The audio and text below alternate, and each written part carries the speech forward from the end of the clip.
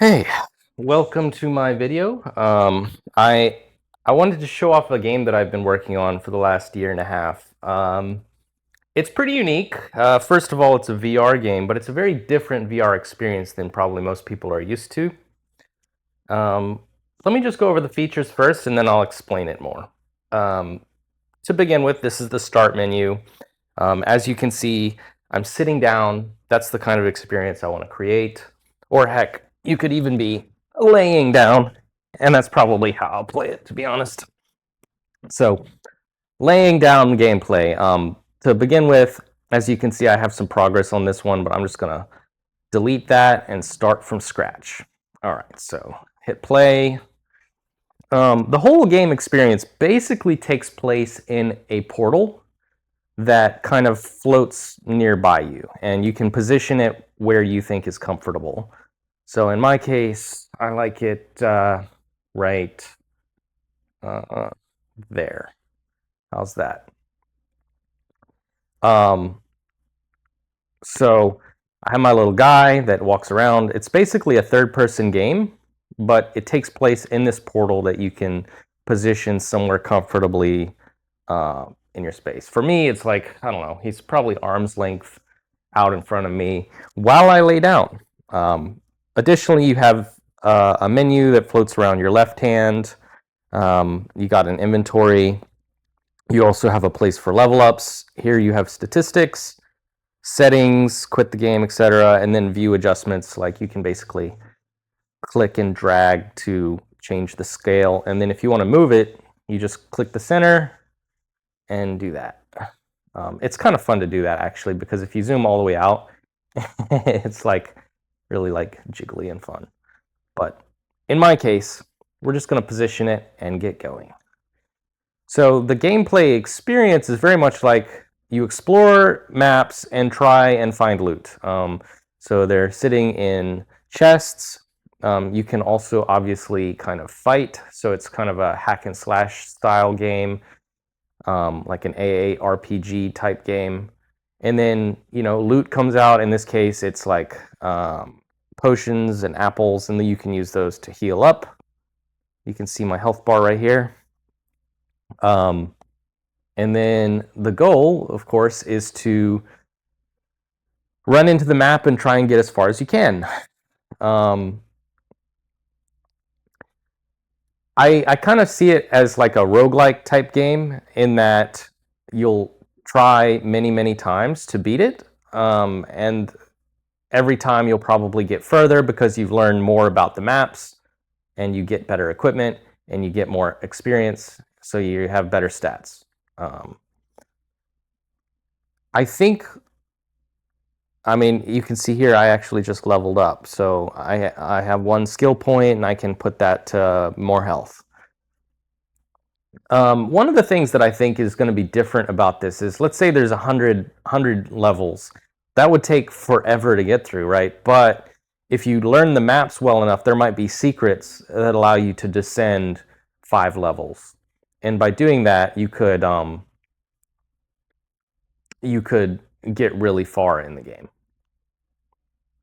Maybe it'll only take 20 minutes to get to level 30 or whatever, That's kind of my hope, just by essentially skipping levels, by having a good knowledge of the maps. So as you can see, I just died, and you get this kind of like summary view. It'll show any immortal loot. Probably one of the most valuable things you can find is immortal loot, and that is, it glows, as you can see, and then it's a shield, and it survives through death. So if you die, you lose all your equipment except for immortal loot. And so one of the big objectives is get as much of that type of loot as possible. But it's rare, and that's kind of the point. So it encourages you to keep playing to progress and get more of that. So like in this case, I got some boots, but they're not immortal, but they might improve my stats, at least for this run.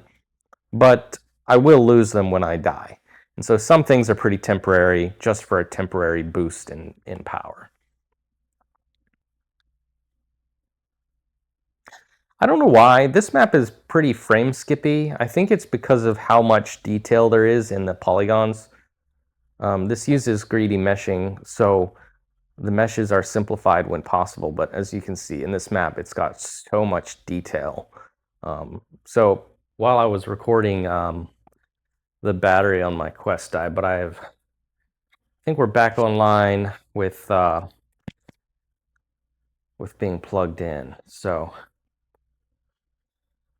you may be wondering, like, what am I trying to do here? And for me, the whole concept is simple. Make a regular flat screen game, but make it for VR, and then make the VR portion of it really nice. Like, make the kind of flat screen VR game you'd want to play, if that makes sense. From playing a lot of VR games, I felt like they were all doing similar things that were like not very awesome. Like making it first person, like you have to clear a space in your room. You can't see the room that you're in, so you're tripping over things and hitting people on accident.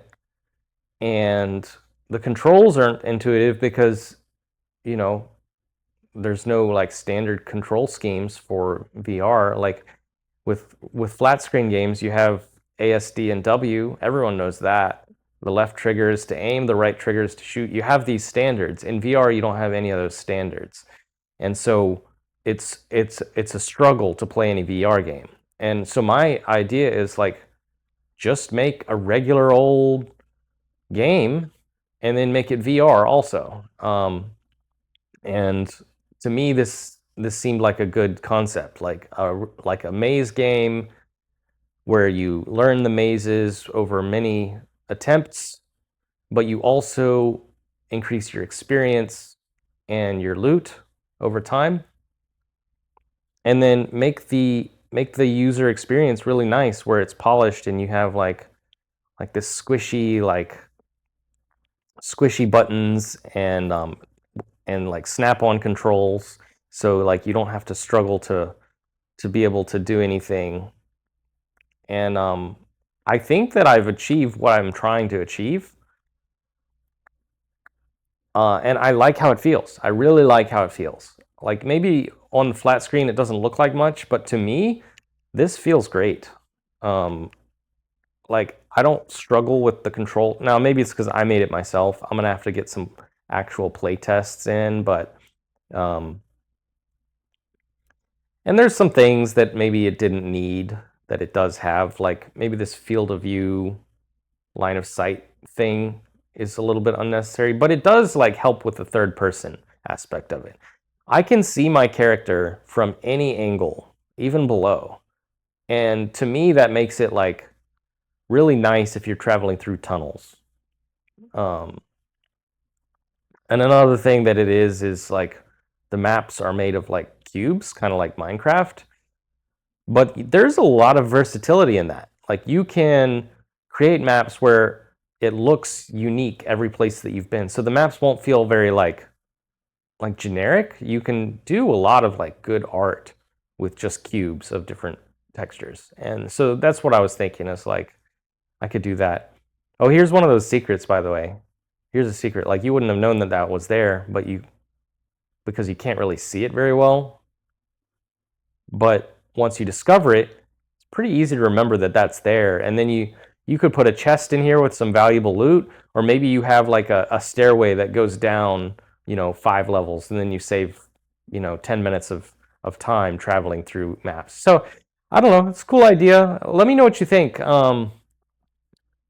The YouTube channel is pretty young, but my whole point is to like kind of get feedback on this concept. I've been working on this for 1.5 years, and I'm finally getting to the point where like there's something to show. And so let me know what you think of the concept. Maybe it's a bad idea. You can let me know in the comments, or if you have feedback or ideas, or if you just want to give me encouragement, all of that's appreciated. Otherwise, if you think this is interesting, you can at least give me a subscribe, and you'll be notified when there's new videos out about this. Other than that, like the video, and I guess I'll see you guys in the next one. Thanks. Bye.